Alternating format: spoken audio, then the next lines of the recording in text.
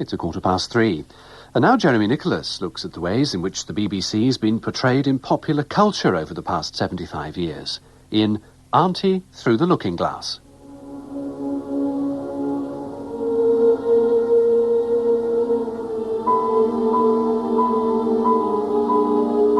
Oh, Kitty, how nice it would be if we could only get through into Looking Glass House. I'm sure it's got, such beautiful things in it. Let's pretend there's a way of getting through into it somehow, Kitty. Let's pretend the glass has got soft like gauze. In another moment, Alice was through the glass and had jumped lightly down into the Looking Glass room.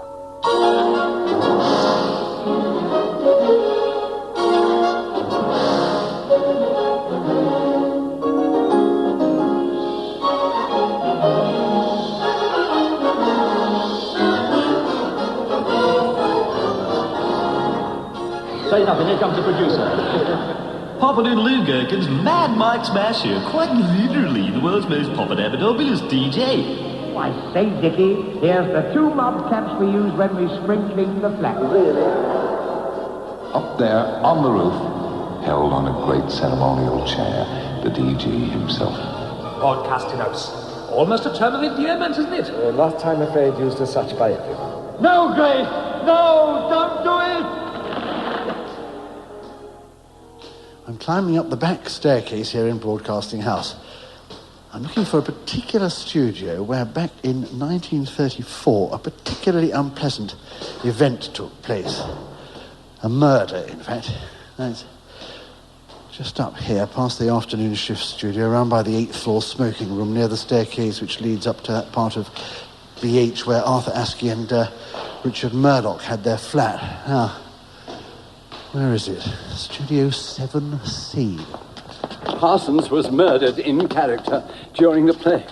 Part of the story. He was alone in 7C. Only one more floor to go? Yes. Don't stop now. I was just thinking, do you realize that everyone who heard that play must have heard him die as it happened? Makes it pretty unique in the annals of crime. Oh. Death at Broadcasting House was a novel by drama producer Val Gielgud and the then head of Variety Eric Maschwitz, writing under the pseudonym of Holt Marvel, and the same Eric Maschwitz who wrote the lyrics to popular standards like A Nightingale Sang in Berkeley Square and These Foolish Things. Death at Broadcasting House was the first book to make use of the BBC and BH as its background. It became a famous radio play, revived in 1996. Come. General, I'm sorry to bother you, sir. Not at all, Keir. Come in. Just catching Henry Hall on top form tonight, and the audience sounds happy. I thought you should know at once, sir, that... You're as white as a sheet, man. Are you ill? There's been an accident in 7C. Accident? Death at Broadcasting House was also filmed in 1934. I've been unable to identify any other film based around the BBC apart from Picture Parade of 1935, a kind of review featuring all the great radio stars of the day. The only other one, Radio Parade, made in 1933, appears to have disappeared without trace. In the next 40 minutes or so, I'll be unearthing some of the other dramas, novels, poems, pictures and songs which have been inspired by the BBC. Look and hear the finest double turns by twisting round a knob. To Leslie's, Dwyer, Clapham and the Harveys, Alan Bob. Talks on every subject, how the earwig woos his mate. Where the onion gets his strength and my rhubarb goes up straight. You can learn to make a jumper from a pound of pickled pork. And what Dick Turpin's wife said when he took Black Bess to York. You can hear the latest sketches, latest songs and latest gags. And you can join a party with Stanley and his bachelor. Language is taught while you wait. And if those crooners you hate, hear the announcers all saying good night. All for 10 shillings a year.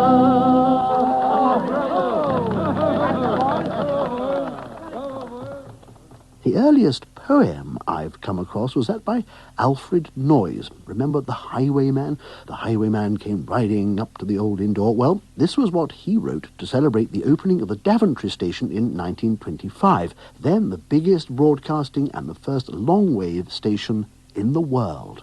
Daventry calling, wind and rain, against my voices fight in vain. You shall hear their lightest tone stealing through your walls of stone, till your loneliest valleys hear the far cathedral's whispered prayer, and the mind of half the world is in each little house unfurled. Dark and still the tree of memory stands like a sentry over the graves on the silent hill.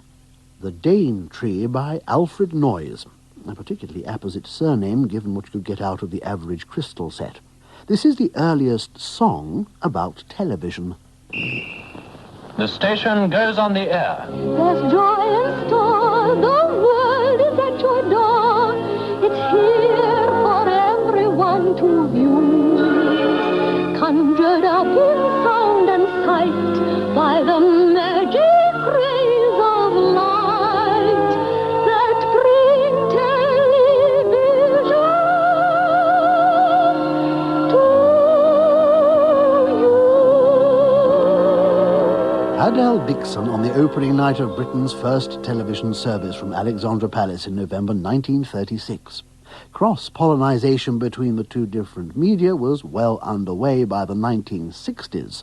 The radio show Force's All-Star Bill, with Tony Hancock and scripts by Galton and Simpson, developed into Hancock's Half Hour in 1954 and later transferred to TV. Here's BBC Television feeding off BBC Radio in The Bowmans. Oh, Joshua in hospital, what a good idea. I've got it. I'm on the danger list. Hovering between life and death. 20 million people crying their eyes out. Slowly he pulls through. Courageous old Joshua. Jokes with the doctors. His first day up, chasing the nurses round the ward. Until 6 months later, he emerges triumphant from the hospital, stronger than ever. Oh, it's a must, yes. Well, not exactly. He dies on Tuesday night. He dies? Without regaining consciousness.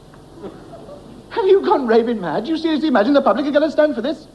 You'll have a howling mob outside Broadcasting House hurling bricks through the windows. I'm sorry, but the decision has been taken. We're killing you off on Tuesday night. Tony Hancock and Patrick Cargill.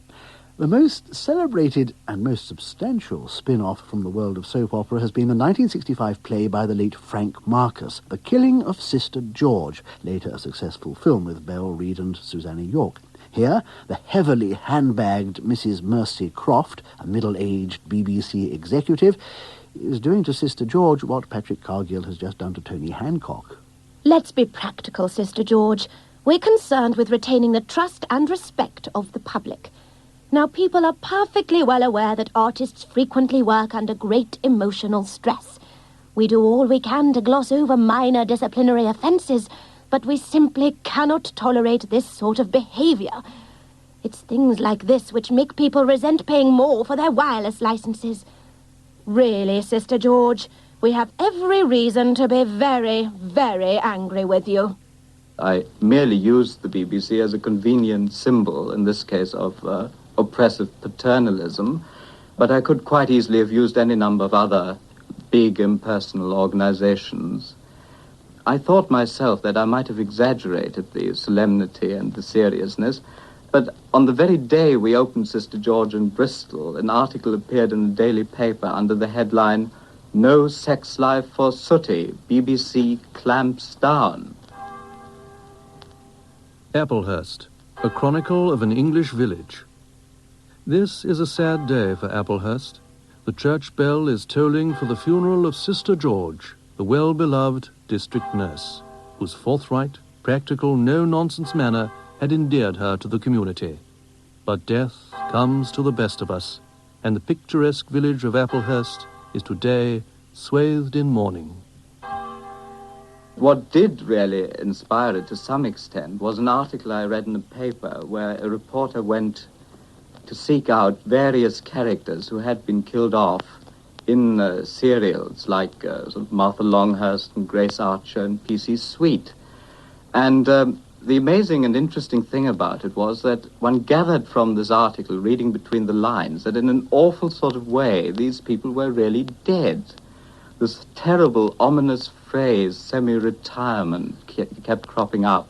One felt these people were resented because they weren't really dead.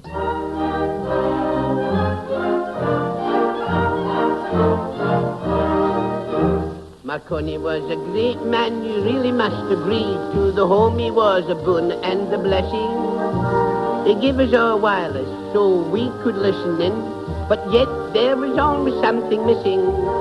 There was one thing wanting, and that one thing was me. I'm the big noise at the BBC. Put on your earphones, tune on your set, listen in at 3:30. Sit well back, we're going to have a crack from Auntie Aggie of the BBC. The Scottish comedian Tommy Lorne. Children's Hour was an important feature of the radio schedules for 42 years, and from its inception in 1922 spawned a whole family of radio uncles and aunts. Uncle Caractacus was in fact Cecil Lewis, the BBC's London Deputy Director of Programmes. Uncle Rex was Rex Palmer, the station director, and Uncle Jeff was Stanton Jeffries, the music director. And there were also Auntie Phyllis, Auntie Sophie, Uncle Bert in Newcastle, head of the Fairy Flower League, and Auntie Cyclone in Glasgow, among others. Plenty of material for the comics of the day, and much later. Hello, children. Here is your music for running out of the kitchen. Off you go into the lounge, right up to Mummy. Has she got her back to you? Then out with your Robin Hood sword and plunge it into Mummy's back. With a 1, 2, 3, here is your stabbing music.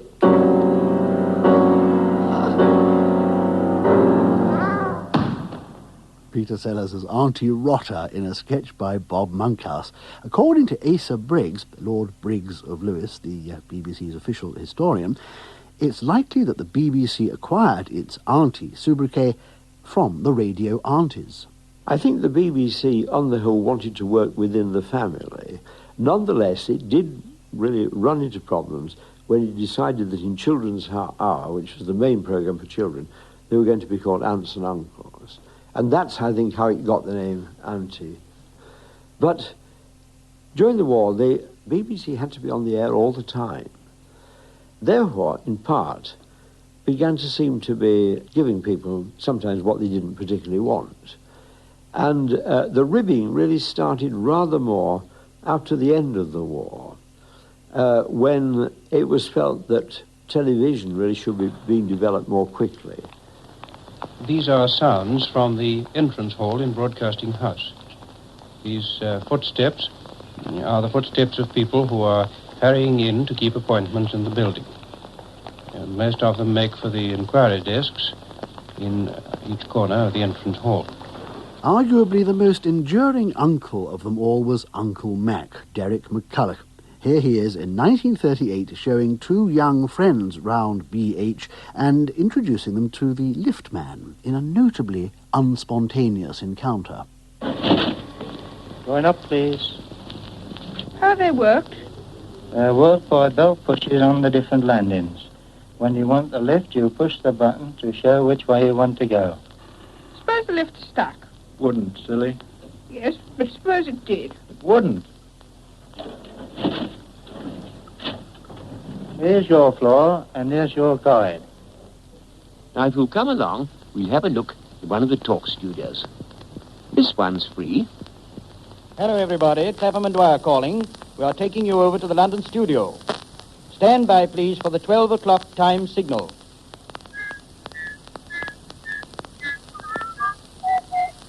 There will now be a short discourse on music by Professor Quaver.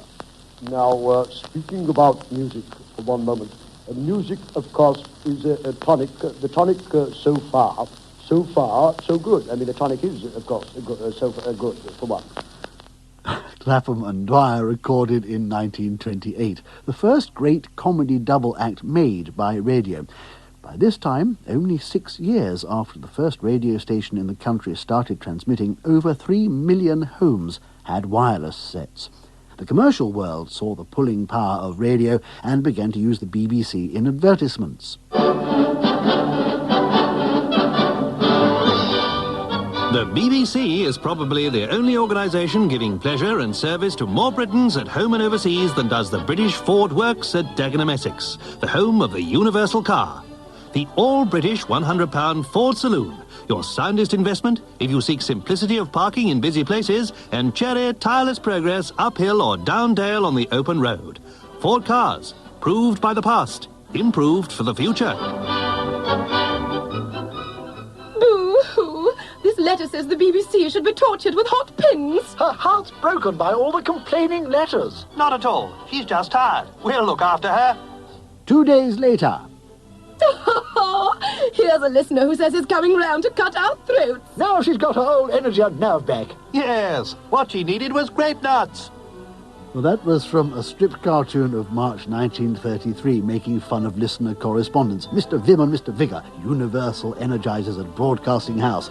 Here's another. Are there times when you can't even stand the radio? When your nerves are unstrung? When however humorous the jokes, they can't alleviate your depression?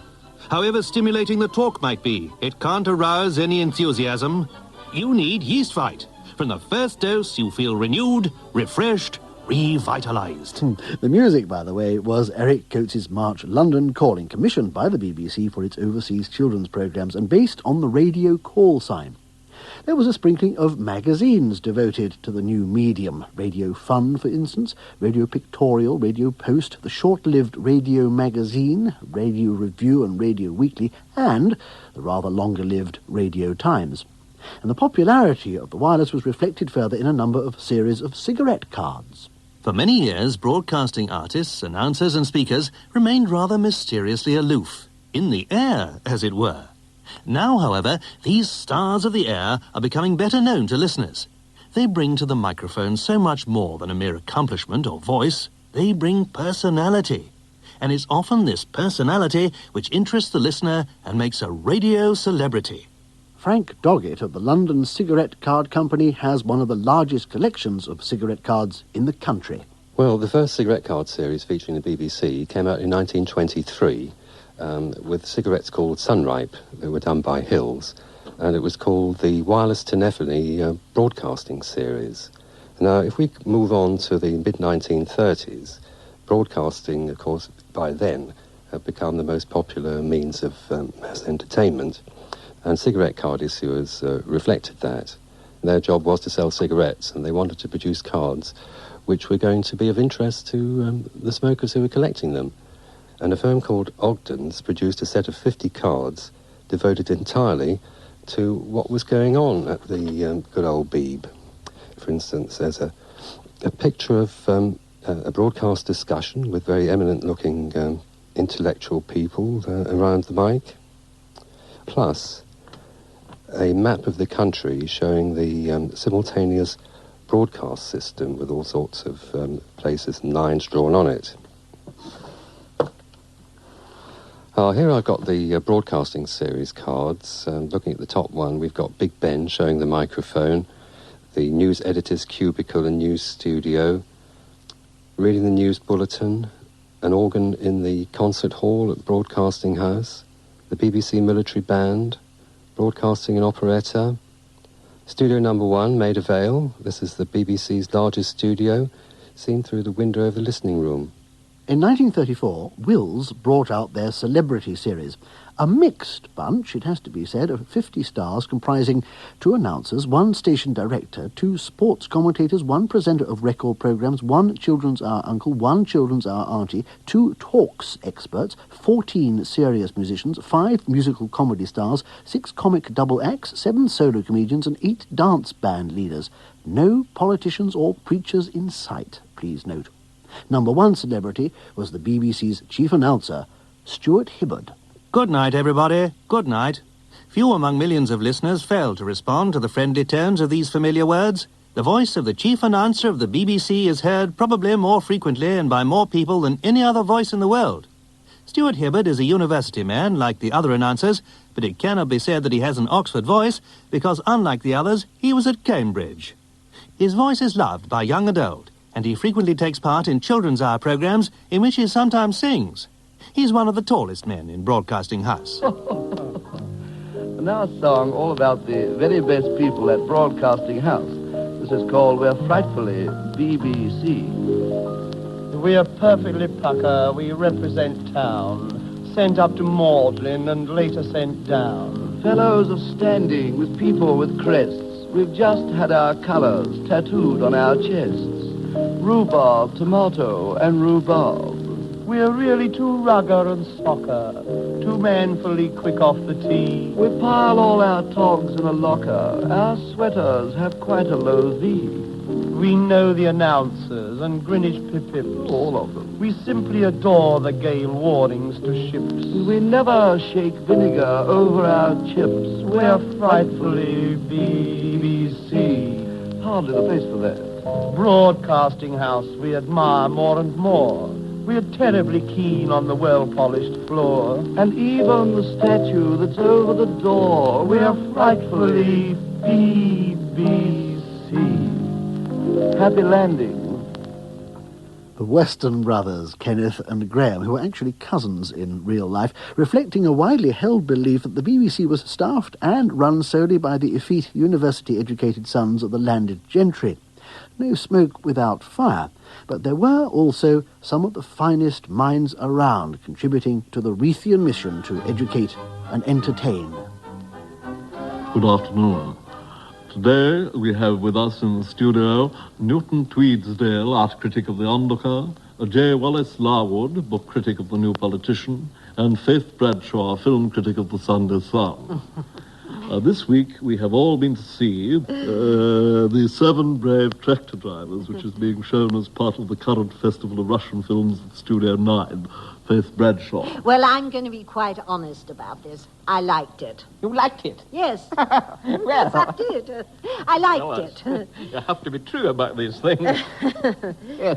There was a certain rugged earnestness combined with subtlety about I it quite that agree with I that. found wholly irresistible. Yes, The camera appeared to flick, flick, flick, flick, That's like one of an the things inquiring eye from Ivan's tortured face I to liked the about cobweb that. on the ceiling, exactly. Brilliant From cutting. the cobweb to the grandfather's wooden leg standing by itself in the corner. What symbolic. poignancy there. What a telling touch, you know. This is true cinema. Peter Sellers and Irene Handel. The third programme was inhabited by some of the most distinguished writers and poets of their time, and some of them drew on their work experience. Louis MacNeice, the poet who worked at the BBC as a producer, wrote his autumn sequel in 1953. This is part of Canto 4. In homage to the human voice, to found a castle on the air requires a mint of golden intonations and a mound of typescript in the trays. What was in print must take on breath, and what was thought be said. In the end, there was the word. At first a glint, then an illumination overhead where the high towers are lit.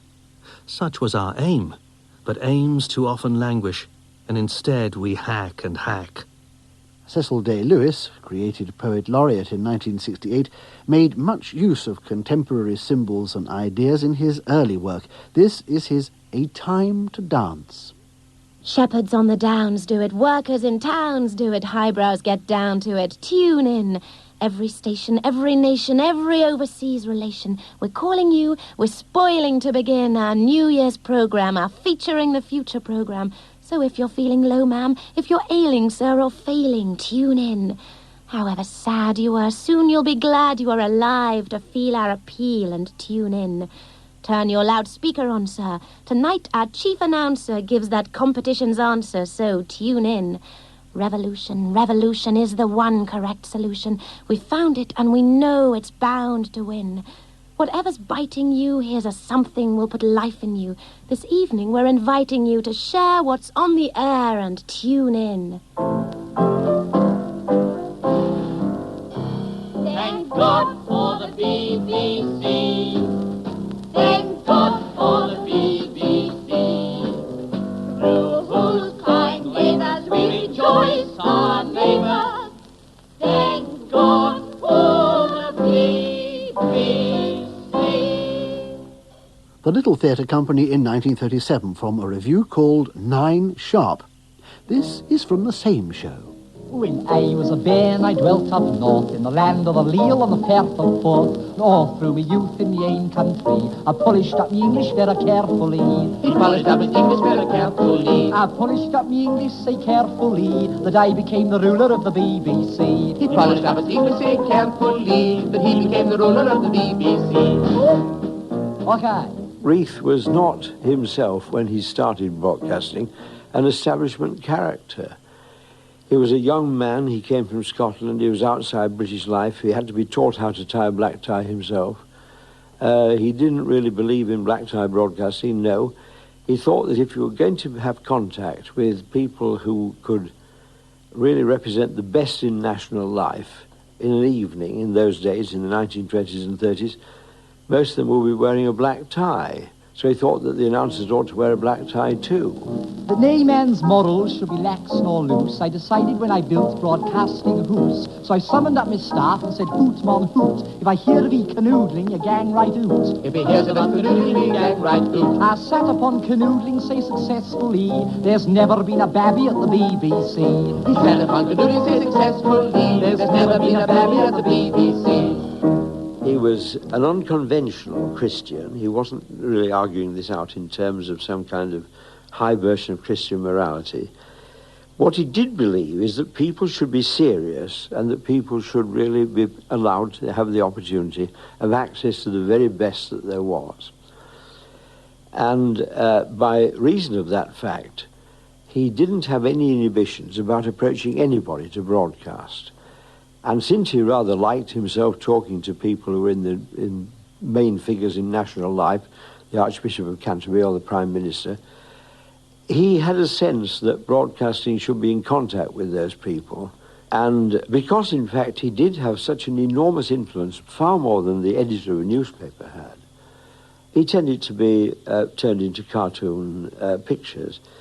And, of course, it's also the case that the press were somewhat suspicious of the power of the BBC.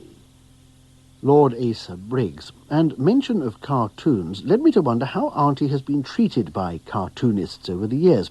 One of the finest repositories of the satirist's art is the archives of Punch magazine.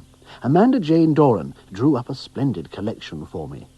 The first time the BBC was mentioned as such is in December 1932 with the birth of Empire Broadcasting. So you see Britannia sort of flying through the air with a trumpet and some kind of strange radio transmitter. Going out to South Africa, New Zealand, Yes, Australia, India. that's right. Not amusing, but at least it was in Punch. It had claimed that distinction at last. It's very imposing. But here in 1933 is a much more dynamic one of Reef outside holding up a microphone with 3 dogs, Labour, Conservative and Liberal, barking at him. And it's called A Sop to Cerberus, or The Dog's Chance. Uncensored talks, it says, by political leaders will be broadcast by the BBC on 9 consecutive Thursdays beginning next month. It's interesting to see how early on, the sort of contentiousness of political opinion was brought up by Punch.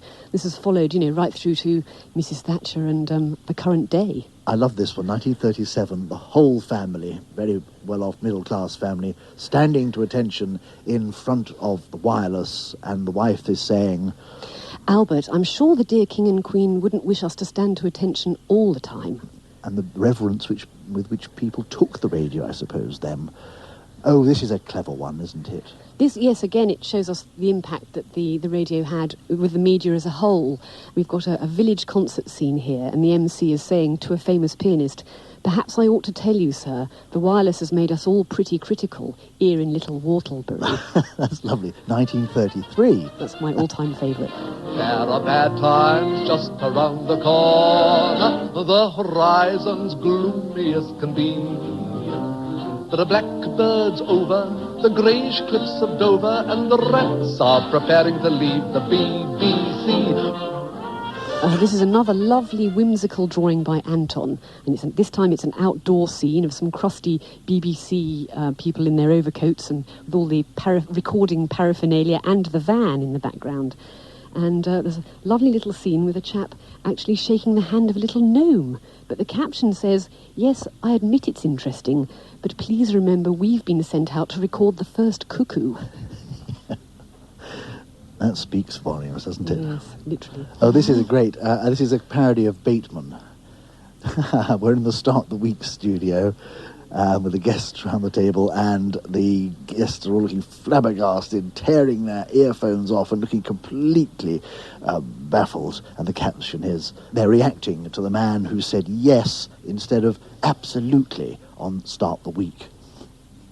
Oh, now we've got another one by Heath. Yes. It's about political intervention at the BBC, and it's a wonderful drawing of a sort of storm-tossed and lightning-struck broadcasting house.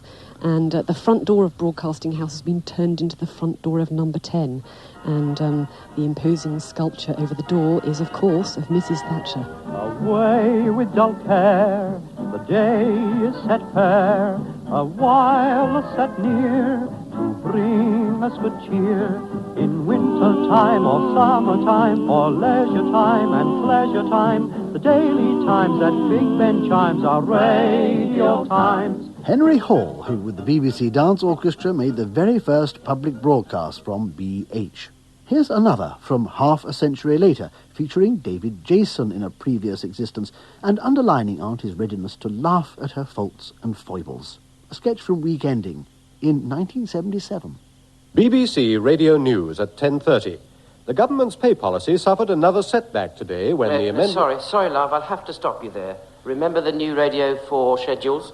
This is the new extended news bulletin. You'll never make it last half an hour at that speed, will you? Now, come on now. Remember, just stretch it out. Stretch it all out a bit.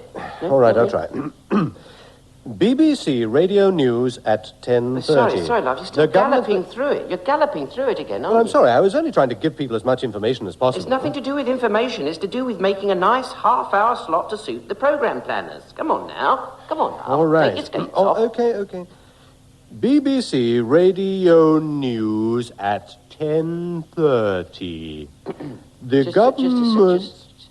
It's not got a lot of sparkle, is it, love? Well, he said slow it down. Yeah, I know. They're all so literal, dear. Where do you find them? Look, try to find a bit more expression, then. There's the love. I could find an expression for him. What? What was that? Nothing.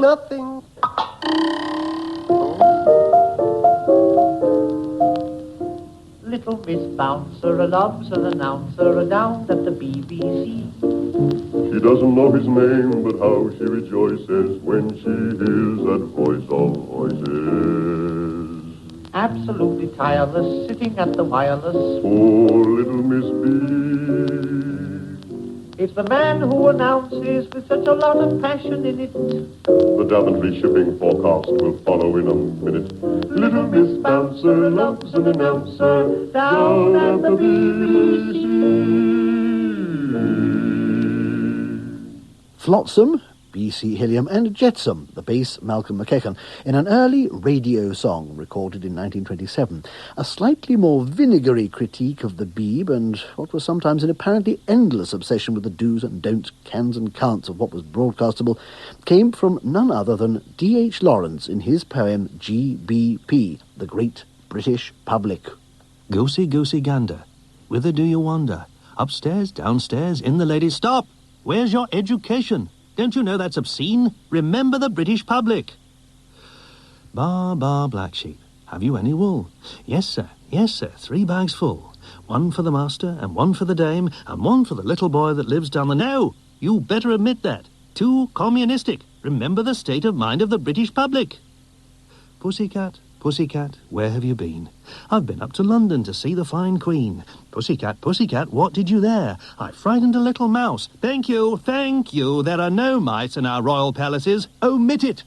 Lawrence's sneer at the Beeb's censorious view of speech content was echoed by one of the very first entertainers ever to broadcast, Norman Long, a song, a joke and a piano, who recorded several radio burlesques, London and Daventry Calling, Luxembourg Calling, and this, from 1933, We Can't Let You Broadcast That. Now, the BBC once wrote to me and said, Dear Norman Long, we thought you'd like to face the mic with your piano smile and song. So will you bring your repertoire along for us to see, to go over it with a pencil of the blue variety? So I looked my list of songs up, to the studio I flew. I said, here's a nice song called Violets. They said, oh, that's much too blue. I said, is Robin Adair all right? They said, Robin Adair, my head.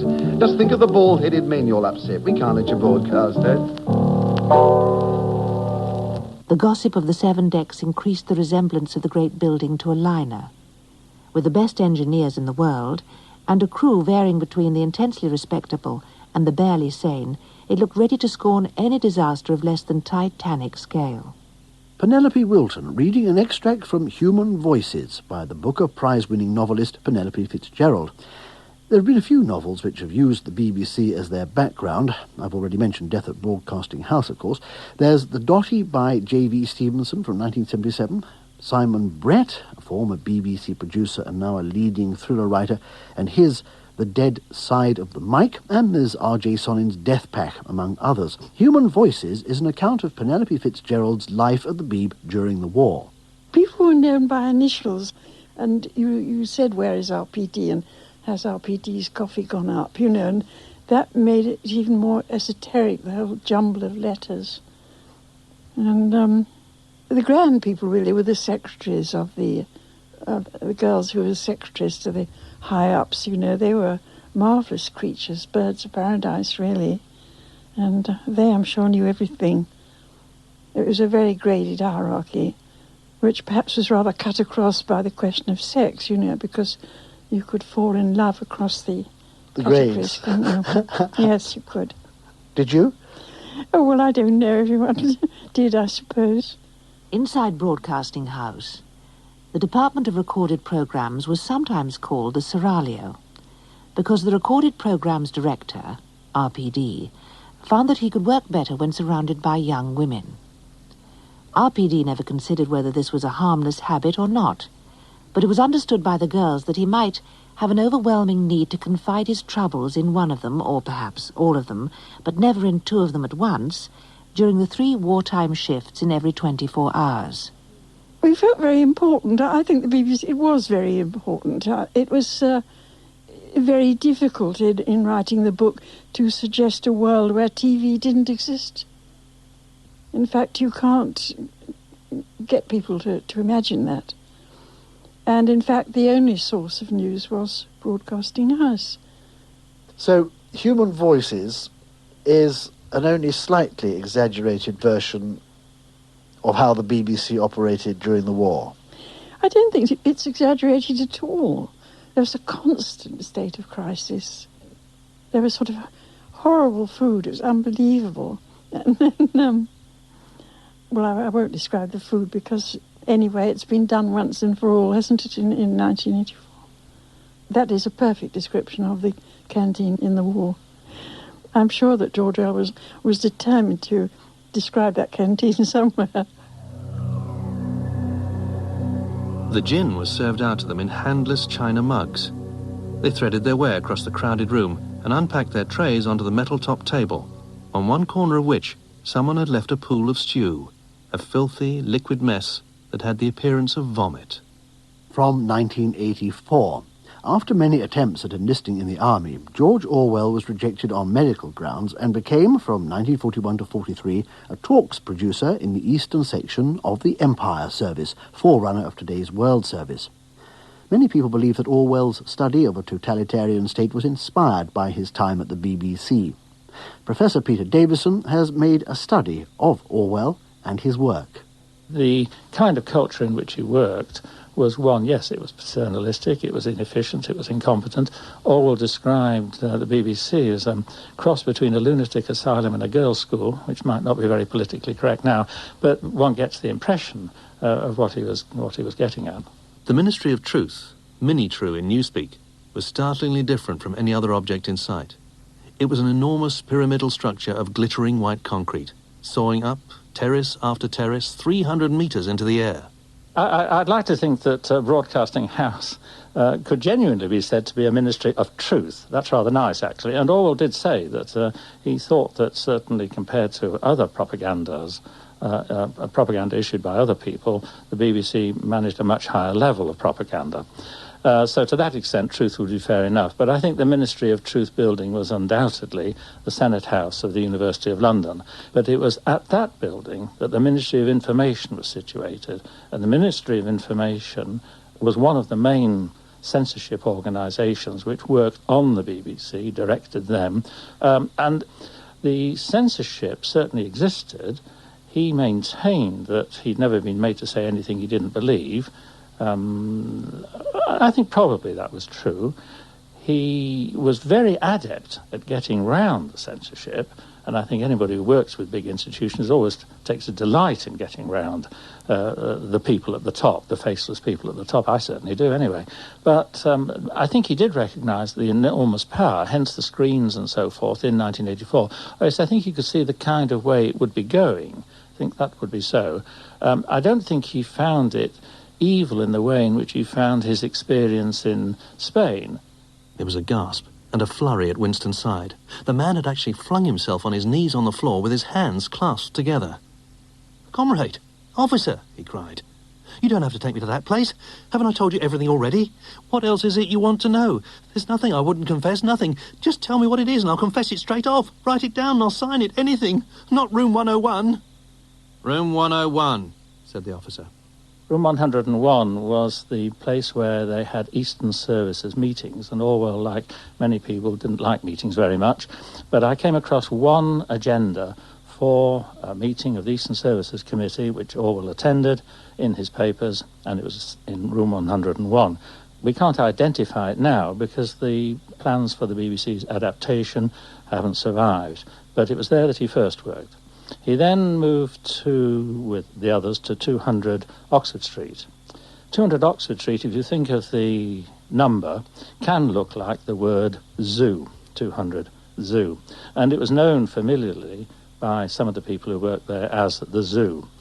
Eric Robertson, who has now died, worked with Orwell at the time, and he said that Orwell knew of that, and indeed it lay behind the title Animal Farm. From the hated Room 101 to the much-loved studios at Maida Vale, a former skating rink, which inspired Robert Wyatt of Soft Machine to write the song Moon in June. I found it very kind of a modest, helpful sort of building. The original lyrics I had were a bit silly, to be honest, and when I got to the studio I suddenly felt so silly singing them, and they weren't really true, so I thought I must sing something that's really true, and I didn't know what was really true except there was a coffee machine down the corridor and I was in the BBC. So it just turned into a song about being where I was, singing for Top Gear. Playing now is lovely here in the BBC. We're free to play almost as long and as loud as a jazz group or an orchestra on Radio 3. Now it is, sadly, blummungously, sobtastically, the end of your listening and perhaps viewing pleasure time. So, Smashy, what are you going to be getting up to now, mate? Well, mate, I really don't want to talk about what I'm going to be getting up to because it is, of course, charity work. I really don't want to go on about how I am the champion of the underprivileged and friend of the homeless. And, I love the homeless, don't you? There, have you got any spare change, mate? Tastic, in a sort of can of tenants at 9 o'clock in the morning type way. So sit back in your comfy chair, get your pipe out, pop some shag in it, light it, and puff away. Let's rock.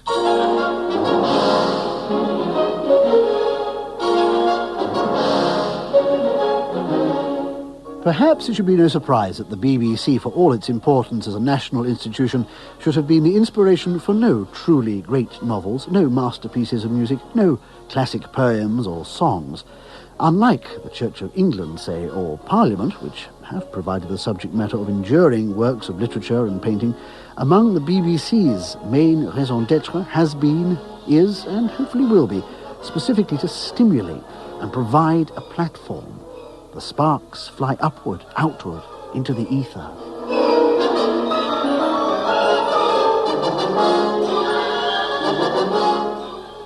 There was a time when peace at evening flushed like a flower along the sky, and majesty on darkening treetops went soundless by.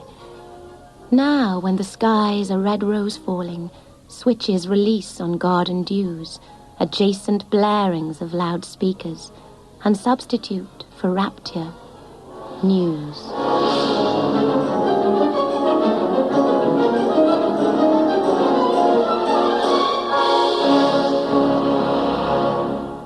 I'm not terribly interested in that. Let's try another station, shall we?